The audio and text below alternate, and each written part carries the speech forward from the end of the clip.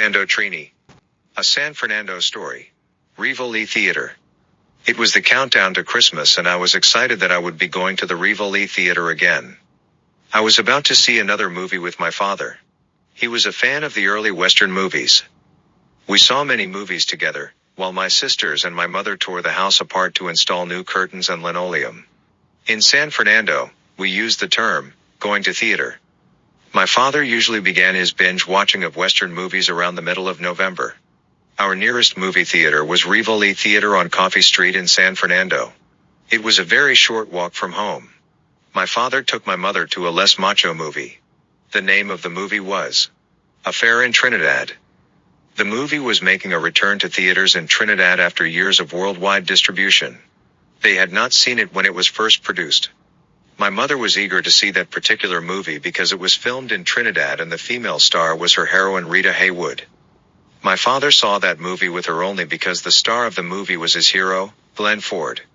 He didn't care where the movie was made, he went to see Glenn Ford win his gunfights. Ever since I was old enough to stay awake in the seat at Rivoli Theatre, my father took me with him. Apparently he wanted me to see how a man handled guns, whiskey, horses and cattle. On one visit to Rivoli Theatre, we saw a Western movie, in which Glenn Ford was the star boy. In San Fernando, we called the lead character in a movie the star boy. The main character was insulted and threatened by many people. He constantly fought with fists and guns when he was confronted by men in the salon. He was always being challenged. I hadn't paid much attention to the title of the movie, but I knew it was a Western and that there would be guns drawn from the hip.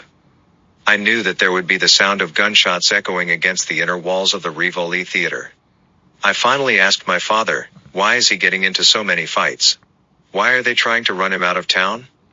My father replied, they are all cowboys and ranchers. They have to herd thousands of cattle to the market. Did you notice that he has no cattle?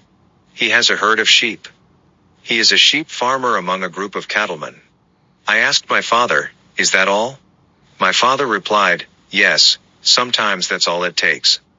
They call him the Sheep Man, and that is the name of the movie. The Sheep Man fought many battles for the right to herd sheep, but when he eventually sold them at the market, he used the money to buy cattle. I asked, why didn't he sell them before, to someone who had sheep? My father said, he did it for the principle.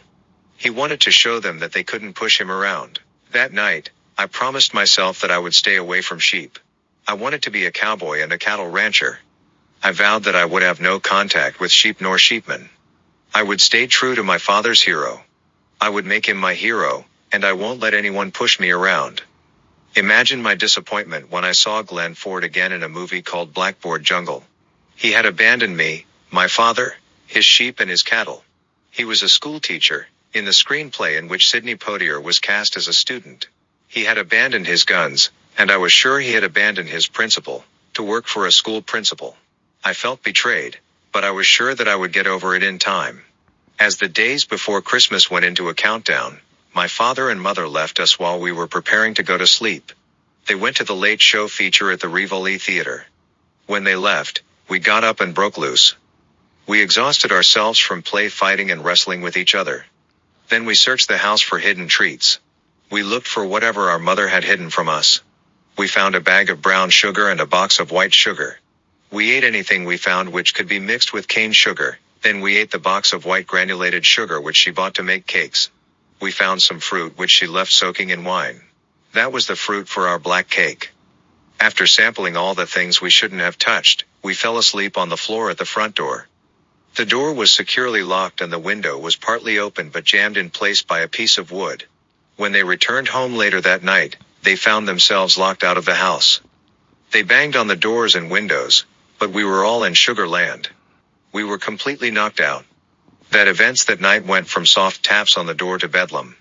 Eventually, there was blood on the floorboards, high-pitched screams of children, and a trip to the San Fernando hospital for stitches to my forehead.